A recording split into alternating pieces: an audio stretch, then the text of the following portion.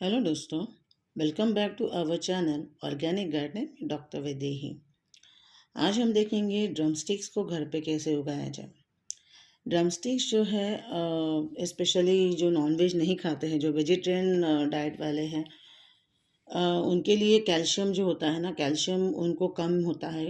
जैसे जैसे एज बढ़ने लगते हैं वैसे वैसे आपके बॉडी के बोन्स का कैल्शियम कम होने लगता है। तो कैल्शियम का रिच सोर्स है नॉनवेज। बट वेजिटेरियन के लिए क्या कर सकते हैं, दूध पी सकते हैं, पर दूध में इतना नहीं होता है जितना कि नॉनवेज से मिलता है। तो उसके लिए सब्स्टिट्यूट है ड्रमस्टिक्स। ड्रमस्टिक्स का अगर आप रेगुलर बेसिस पे सूप पीते हो, ड्रमस्टिक्स के जो स्टिक्स है, ओके, उसका, या फिर जो न्यू नए नए पत्ते आते हैं उनका अगर आप रेगुलर बेसिस पे सूप पीते हो तो आपके बॉडी की जो कैल्शियम की रिक्वायरमेंट है वो मैक्सिमम लेवल तक ख़त्म हो जाती है, पूरी हो जाती है। ओके। प्लस आपको क्या करना है, जो आप कैल्शियम खाते हो उसका एब्जॉर्प्शन होने के लिए आपको सन में अपने बॉडी को एक्सपोज करना थोड़ी देर के लिए ज़रूर है। जैसे हाथ पर आप सन के सामने रख सकते हो कुछ आधा घंटा, तो मॉर्निंग का या फिर इवनिंग का। इससे क्या होगा, आपके बॉडी के अंदर जो कैल्शियम है वो कन्वर्ट हो जाएगा विटामिन डी में, और आपके बोन्स उसे एब्जॉर्ब करेंगे। तो अगर ये शेवगा की शेंगा अगर आप बाहर से लाते हो तो कई बार तो मोस्टली वो केमिकल फर्टिलाइज़र से उगाया होता है, तो वैसे भी वो हमें हानिकारक है। तो क्यों ना इसे हम घर पे उगाएं। ड्रमस्टिक का प्लांट बहुत इजी है उगाने के लिए, कोई भी उगा सकता है। इसके लिए रिक्वायरमेंट क्या है वो हम देखेंगे। तो अगर आप चाहते हो कि आप घर पे ही ड्रमस्टिक उगा ले, ड्रमस्टिक का प्लांट उगा ले, तो ये वीडियो आपके लिए है। इसमें मैं बताऊंगी ड्रमस्टिक को प्लांट कैसे करते हैं, उसकी रिक्वायरमेंट क्या है, न्यूट्रिशन की रिक्वायरमेंट क्या है, सनलाइट कितनी चाहिए उसे, पानी कितना देना चाहिए, कौन से टाइप के कंटेनर या प्लांटर में लगाना चाहिए, और कितने घंटे की धूप देनी चाहिए। तो ये सारी इन्फॉर्मेशन मैं इस वीडियो में दे दूंगी, तो बने रहिए एंड तक।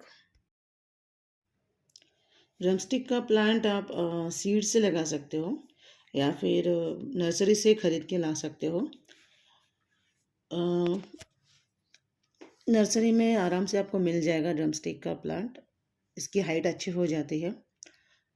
आप इसे ज़्यादा से ज़्यादा धूप की ज़रूरत होती है। वो जितना ज़्यादा धूप मिलेगा उतना वो फ्लावर्स और फ्रूट प्रोड्यूस करने की उसकी क्षमता जो है वो बढ़ेगी। ये हेवी फीडर्स है, इसे मैन्योर की ज़्यादा ज़रूरत होती है।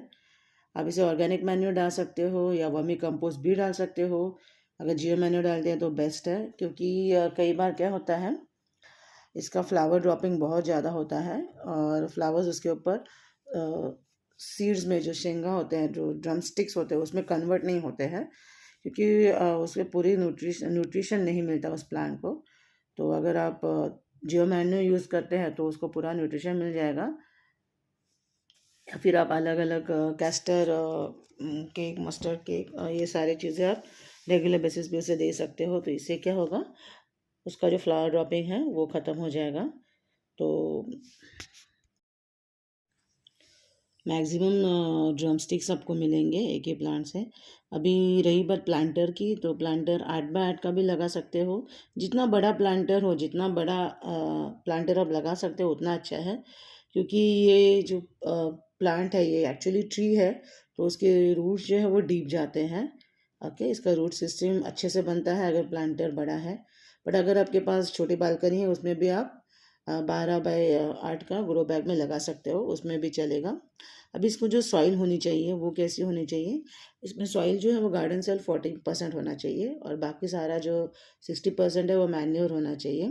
ओके। आप सैंड डालने की ज़रूरत नहीं है, और सूखा गोबर मैं कभी भी रिकमेंड नहीं करती हूँ, क्योंकि बहुत ज़्यादा चांसेस होते हैं कि अगर मॉइस्चर ज़्यादा रहे आपके सॉइल में, मोस्टली तो रहता ही है, क्योंकि हम रेगुलर बेसिस पे पानी देते हैं तो मोस्टली रहता है। तो जब आप सूखा कावडंग डालते हो, गोबर का खाद डालते हो सूखा वाला, तो उसमें पानी मिलने के बाद, मॉइस्चर आने के बाद उसमें फंगल ग्रोथ होना बहुत आसानी से फंगल ग्रोथ हो जाती है, जिसकी वजह से रूट्स रॉड आपका हो जाता है। अभी अब रूट रॉड हुआ है, आपका प्लांट जो मर रहा है वो रूट रॉड से मर रहा है या कैसे मर रहा है, आपको कैसे पता चलेगा। तो जब भी आपका प्लांट सूखने लगता है ना, ओके, तो आप उसको स्टेम को तोड़ दो तो आपको पता चलेगा अंदर अगर स्टेम के अंदर से ब्लैक कलर का पोर्शन दिख रहा है आपको, मतलब वो रूट रॉट के वजह से पूरा प्लांट में फंगस लगा है। रूट रॉट मतलब रूट जो होता है वो कुजने लगता है। क्यों कुजने लगता है? क्योंकि उसके रूट के पास मॉइस्चर ज़्यादा है। कोई भी चीज़ आप ज़्यादा पानी में रखोगे, प्रोवाइडेड वो एक्वाटिक प्लांट्स नहीं है, प्रोवाइडेड सॉरी एक्वाटिक प्लांट्स है, बाकी सारे प्लांट्स जो अगर आप ज़्यादा पानी में रखोगे तो क्या होगा, उसके रूट जो है वो सड़ने लगेंगे। वही चीज़ यहाँ पे होती है, वो जो प्लांट के रूट्स है वो सड़ने लगते हैं क्योंकि पानी निकल नहीं रहा है उसके अंदर से, ड्रेनेज होल बराबर नहीं, या फिर सॉइल जो एकदम चिक्की चिक्की है, क्ले जैसा है ना, चिकनी है, तो क्या पानी निकल नहीं पाता है, राइट, तभी जाके रूट रॉटिंग होता है। और अगर आपका प्लांट मरता है और अंदर से ब्लैक कलर नहीं है, इसका मतलब आपका प्लांट किसी और वजह से मरा है। सपोज पानी कम मिला है या सनलाइट कम मिली है। ओके, अगर सनलाइट भी कम मिलती है तो भी आपका प्लांट कई बार मर जाता है। पहले तो लीव्स हेवी फॉल होंगे, जब आपके प्लांट के लीव्स ज़्यादा से ज़्यादा फॉल हो रहे हैं, इसका मतलब यही है कि उसको सनलाइट कम पड़ रही है। तो ये कुछ इंडिकेशंस है, जैसे जैसे आप एक्सपीरियंस करते हो गार्डनिंग के साथ, तो मैं आपका आपको समझ में आता है कि प्लांट जैसे रिएक्ट करता है, तो आप समझ पाते हो कि ये किसकी वजह से हो रहा है, राइट, उसके लिए ज़्यादा एक्सपीरियंस लगता है। तो कोई भी प्लांट से अगर लीव्स ज़्यादा गिर रहे हैं, मोस्टली ठंडी के मौसम में आपके प्लांट के ज़्यादा से ज़्यादा लीव्स गिरने लगते हैं। क्यों गिरने लगते हैं? क्योंकि उसे जितनी सनलाइट की ज़रूरत है उतनी नहीं होती है, तो वो टेम्परेचर मेंटेन नहीं कर पाता है, और इसकी वजह से उसके लीव्स जो है वो नीचे गिरते हैं, क्योंकि उनके पास खाना ही नहीं होता है, फोटोसिंथेसिस नहीं हो पाता है, तो उन लीव्स के पास खाना ही नहीं होता है, तो वो प्लांट धीरे धीरे मरने लगता है क्योंकि खाना नहीं होता है। तो ये इसलिए बहुत सारी शिकायतें आती हैं कि हमारे विंटर में लीव्स क्यों पौधे के गिर रहे हैं, तो ये रीज़न होता है। सेकेंड थिंग, पानी, पानी से ज़्यादा चाहिए होता है। आप कोई भी प्लांट को पानी देने के पहले सॉइल टेस्टिंग करके ही आपको पानी देना है, राइट। तो जब भी आप पानी दो अच्छे से दो, इसके ड्रेनेज होल वेल मेंटेन होने चाहिए। जितना भी पानी डालो सारा का सारा नीचे से आना चाहिए अच्छे से, इतना आपको याद रखना है, क्योंकि ये रूट रॉटिंग से ही ज़्यादातर प्लांट मरता है। थर्ड थिंग इज़ खुराक, मैंने बताया आपको हर 15 दिन में इसको ज़्यादा से ज़्यादा खुराक देना है, जितनी ज़रूरत है उतना।